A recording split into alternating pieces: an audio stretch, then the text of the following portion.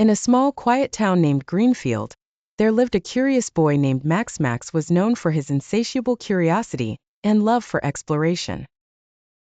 Every day after school, he would venture into the woods behind his house, pretending to be an adventurer on a quest for hidden treasures and forgotten secrets. The woods were his playground, a place where his imagination could run wild.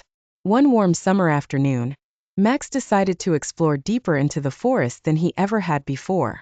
The trees grew denser, the air cooler, and the sounds of the town faded into the background. Max felt a thrill of excitement as he pushed through the underbrush, his heart pounding with anticipation. He was on the verge of discovering something new. He could feel it. After what felt like hours of wandering, Max stumbled upon an old, abandoned shed. It was hidden behind a thick curtain of ivy and moss, as if the forest itself was trying to keep it a secret. Intrigued, Max approached the shed and pushed open the creaky door. The inside was dimly lit, filled with dusty old tools and forgotten relics.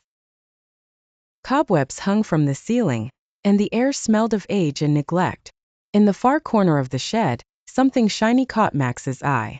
It was a peculiar-looking machine, unlike anything he had ever seen before. The machine was covered in gears, buttons, and levers, all arranged in a complex and intricate design. On the front, there was a small plaque that read "Time Machine." Max's heart raced with excitement and disbelief. Could this really be a time machine? Max carefully examined the machine, his fingers tracing the outlines of the buttons and levers. He hesitated for a moment, wondering if he should really try to use it. But his curiosity got the better of him, and he decided to give it a try. He pulled a lever and pressed a few buttons, hoping he had guessed correctly. Suddenly, the machine whirred to life, and bright lights filled the shed. Max felt a strange sensation, as if he were being lifted off the ground. Before he knew it, everything went black. When Max opened his eyes, he found himself lying on soft grass, the sun shining brightly overhead.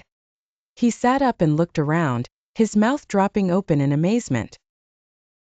He was still in Greenfield, but it was different. The buildings were taller, the cars seemed to hover above the ground, and people were dressed in strange, futuristic clothes. Robots walked alongside them, carrying bags and performing various tasks. Max realized he had traveled to another Earth, a future version of his own world. Excited and a bit nervous, Max started exploring this new world. He wandered through the bustling streets, marveling at the advanced technology and the incredible sights. He saw holographic advertisements, flying vehicles, and buildings that seemed to touch the sky. Max couldn't believe his eyes. It was like stepping into one of his favorite science fiction stories. As Max continued his adventure, he met a friendly robot named Zeta. Zeta was designed to help visitors and quickly became Max's guide in this futuristic world. The robot showed Max around, explaining how everything worked and introducing him to some of the inhabitants. Max learned that in this version of Earth, people had discovered ways to harness renewable energy, eliminate pollution, and live in harmony with nature. One day, while exploring a park filled with exotic plants and animals, Max and Zeta came across a group of kids playing a game that looked similar to football, but with floating discs. The kids invited Max to join them. Soon he was having the time of his life, making new friends and learning their unique version of the game. Max's new friends were fascinated by his stories of the past and asked him many questions about his time.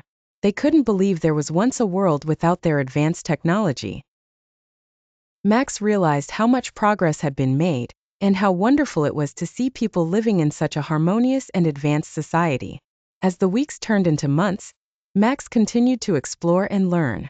He visited towering skyscrapers with gardens on every floor,